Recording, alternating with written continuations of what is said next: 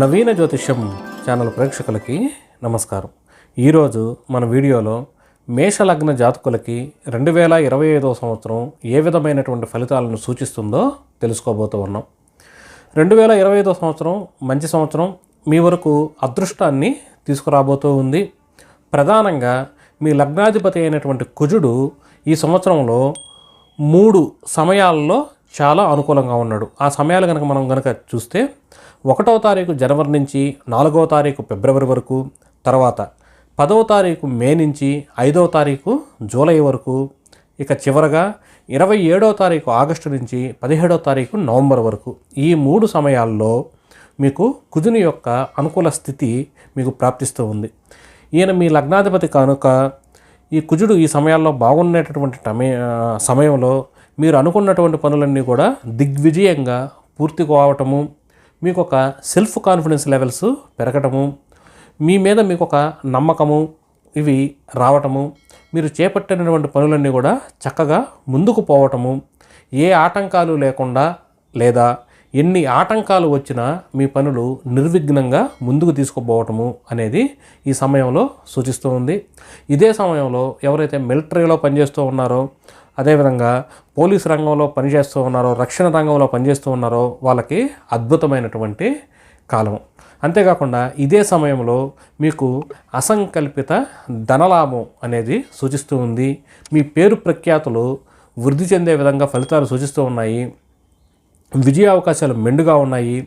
విజయ అవకాశాలు అంటే ఎవరికి తగ్గట్లుగా వాళ్ళు ఎన్నికల్లో పోటీ చేసే రాజకీయ నాయకులు అనుకోండి, వాళ్ళకి ఎన్నికల్లో విజయం. అదే విద్యార్థులు ఉన్న పోటీ పరీక్షల్లో రాస్తున్నారనుకోండి, ఆ పోటీ పరీక్షల్లో విజయము. ఇంకెవరన్నా ఇంకో దేనికోసం ఏమైనా కోర్టు కేసుల కోసం తహతహలాడుతున్నారనుకోండి, దాంట్లో విజయం. ఏదైనా కూడా ఏంటంటే మిమ్మల్ని ఒక విజయం అనేది ఇప్పుడు చెప్పినటువంటి సమయాల్లో వరిస్తూ ఉంటుంది. అసంకల్పితంగా అంటే మీరు ఊహించి ఉండరు, మీరు ఊహించినా ఊహించకపోయినా ఈ సమయాల్లో కొంత మంచి అనేది జరుగుతూ ఉంది. ఇక ఇది కుజుడు గురించి. ఇక సూర్యుని గురించి కనుక మనం చూస్తే 10వ తారీఖు మే నుంచి 5వ తారీఖు జూలై వరకు ఈ సమయంలో మీకు సూర్యునికి గోచార బలం అధికంగా కనిపిస్తూ ఉంది. అందువల్ల ఈ సమయంలో ఏం జరుగుతుందంటే, ఎవరైతే సంతానం కోసం తహతహలాడుతూ ఉంటారో, లేకపోతే సంతాన సమస్యల నుంచి బయటపడాలనుకుంటారో వీళ్ళందరికీ చాలా అనుకూలమైనటువంటి సమయం. అందువల్ల ఈ సంవత్సరంలో ఈ ఒక్క 2 నెలలు మాత్రమే, అంటే 10వ తారీఖు మే నుంచి 5వ తారీఖు జూలై వరకే సంతాన పరంగా కానీ, ప్రేమికులకు కానీ, షేర్ మార్కెట్లో రంగంలో ఉండడం వాళ్ళకి కానీ ఇక లాభాలు మీకు వెలువెత్తుతాయి. సంతానపరంగా ఉన్నటువంటి సమస్యలన్నీ కూడా తొలగుతాయి. మీకు ఒక గుడ్ రిజల్ట్స్ అనేది ఆ సమయంలో చూస్తారు. ఇదే సమయంలో మీరు మానసికంగా ప్రశాంతంగా ఉండటము, మీ ఇంట్లో శుభకార్యాలు జరగటము, ఇక గవర్నమెంట్ ఉద్యోగాలు ఇటువంటివి ఏమన్నా చేస్తూ ఉన్నా, లేకపోతే గవర్నమెంట్ రిలేటెడ్గా అది ఏదైనా కానివ్వండి, కొన్ని పనుల్లో విజయ అవకాశాలు, లేకపోతే మీరు అనుకున్నట్లుగా పనులు అనేవి ముందుకు పోవటము అలాంటివి సూచిస్తూ ఉంది. ఇక గురువు యొక్క గోచార ఫలితాన్ని కనుక పరిశీలిస్తే ఈ సంవత్సరం అంతా కూడా మీకు గురువు అనుకూలంగా ఉన్నాడు. అంటే అందువల్ల ఏ సమయాలు చెప్పటం లేదు. అంటే సంవత్సరం పూర్తిగా కూడా గురుబలం అనేది మీకు చాలా అనుకూలంగా ఉంది. గురుబలం అనుకూలంగా ఉన్న కారణం చేత ఎవరైతే విదేశాలకి వెళ్ళాలని భావిస్తారో వాళ్ళకి విదేశీయానానికి మంచి అనుకూలతలు, మీ ఖర్చులు తగ్గటము లేదా మీకు ఖర్చులు ఉన్న ఆ ఖర్చులన్నీ ఇన్వెస్ట్మెంట్ రూపంలో వెళ్ళిపోవటము ఇలా సూచిస్తూ ఉంది. అంటే ఖర్చులను చాలా వరకు న్యూట్రలైజ్ చేస్తారు, ఎక్కువ కానివ్వకుండా మీరు ఖర్చుల్ని కంట్రోల్ చేయగలుగుతారు. విదేశీయానానికి వీళ్ళందరికీ అనుకూలంగా ఉంది. హాస్పిటల్కి వెళ్ళాల్సినటువంటి ఫ్రీక్వెన్సీ అనేది తగ్గుతూ ఉంది. అంతేకాకుండా మీ యొక్క ధనము, సౌభాగ్యము పెరగటము. అంటే సౌభాగ్యం అంటే ఒక్క ధనమనే కాదు, ఇక మీ ఇంట్లో మానసిక ప్రశాంతత కానీ, ఇంకా అందరితో అంటే కుటుంబ పరంగా కానీ అంతా మీకు బాగుంటుంది. బ్యాంకు బ్యాలెన్సులు వృద్ధి చెందటము, తండ్రి గారితో సంబంధ బాంధవ్యాలు వృద్ధి చెందటము, ధనానికి పెద్దగా ఇబ్బందులు లేకపోవటము, ఇలా ఈ సంవత్సరం అంతా కూడా మీకు గురువు అనుకూలంగా ఉంది. అంతేకాకుండా పుణ్య కార్యక్రమాల్లో పాల్గొనటము, పుణ్యక్షేత్ర దర్శనము, అంటే ఎవరన్నా కాశీకి వెళ్ళాలి, లేకపోతే అమర్నాథ్ వెళ్ళాలి, చార్ధాం వెళ్ళాలి ఇట్లా అనుకుంటూ ఉంటారు కదా, దూర ప్రాంత ప్రయాణాలు, అది కూడా స్పిరిచువల్ ట్రిప్స్కి సంబంధించి ఇవన్నీ కూడా మీకు అనుకూలంగా ఉండేదానికి అవకాశాలు పుష్కలంగా కనిపిస్తూ ఉన్నాయి. ఇక చంద్రుడు గనక చూసుకుంటే చంద్రునికి గోచార బలం ఎప్పుడు అనుకూలంగా ఉంది అంటే ముందుగా అసలు మీ జన్మజాతకంలో చంద్రుడు పూర్ణచంద్రుడా క్షీణచంద్రుడా అనేది మీరు పరిశీలించండి. ఒకవేళ మీ జన్మజాతకంలో కనుక క్షీణచంద్రుడు కనుక అయ్యి ఉంటే ఇప్పుడు నేను చెప్పేటటువంటి ఫలితాలు వర్తిస్తాయి.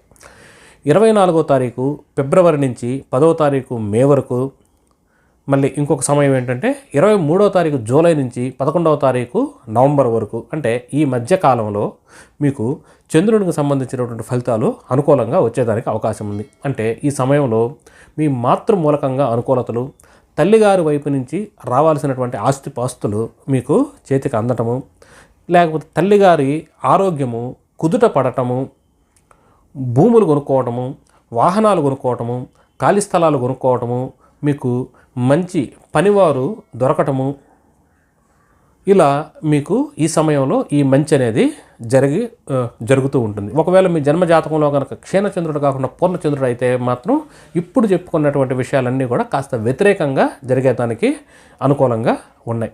ఈ విధంగా ఈ సంవత్సరంలో మీకు సకల శుభాలు జరుగుతూ ఉన్నాయి. ఇక బుధ శుక్రులు శని ఈ యొక్క గ్రహాల స్థితికి కనుక మనం కనుక చూస్తే గోచార ఫలితాలు ఏ విధంగా వస్తున్నాయంటే 13వ తారీఖు జూలై నుంచి 28వ తారీఖు నవంబర్ మధ్య, ఈ మధ్య కాలంలో మీకు శని వ్యతిరేకమైనటువంటి ఫలితాలని ఇస్తూ ఉన్నాడు. అంటే ఉద్యోగంలో సమస్యలు, ట్రాన్స్ఫర్స్ అవన్నీ మీకు సక్రమంగా రాకపోవటము, మీరు అనుకున్న విధంగా మీ యొక్క ఉద్యోగం ఉండకపోవటము, నిరుద్యోగస్తులకి వ్యతిరేకమైనటువంటి సమస్యలు, లాభాలు తగ్గటము లేదా లాభాలు రాకపోవటము, స్నేహితులు బంధువులతో కాస్త వ్యతిరేకతలు, మీరు ఎంత కష్టపడినా కష్టానికి తగినటువంటి ప్రతిఫలం అనేది లేకపోవటము, ఇలా మీ యొక్క ఉద్యోగపరమైనటువంటి సమస్యలు, లాభాలకు సంబంధించినటువంటి సమస్యలు, మీకంటే పెద్దవాళ్ళైనటువంటి అన్నలు కావచ్చు, అక్కలు కావచ్చు, వాళ్ళతో మీ యొక్క సఖ్యత దెబ్బతినటము, అదేవిధంగా బంధువర్గంతో కూడా మీకు అంత అటాచ్మెంట్ లేకపోవటము, ఇవన్నీ కూడా ఇప్పుడు చెప్పినటువంటి 13వ తారీఖు జూలై నుంచి 28వ తారీఖు నవంబర్ మధ్య సూచిస్తూ ఉన్నాడు. ఇక ఈ సమయం కాకుండా మిగతా సంవత్సరం అంటే 13 జూలై నుంచి 28 నవంబర్ మధ్య కాకుండా ఇక మిగతా ఉన్నటువంటి సమయంలో మీకు కొన్ని వ్యతిరేకమైనటువంటి ఫలితాలు వస్తూ ఉన్నాయి. ఈ సమయంలో మీకు కుటుంబంలో మనస్పర్ధలు, ధనం అనేది సమయానికి మీ చేతికి అందకపోవటము, టయానికి మీరు భోజనం చేయలేకపోవటము, తర్వాత మీకంటే చిన్నవాళ్ళైనటువంటి తమ్ముళ్ళు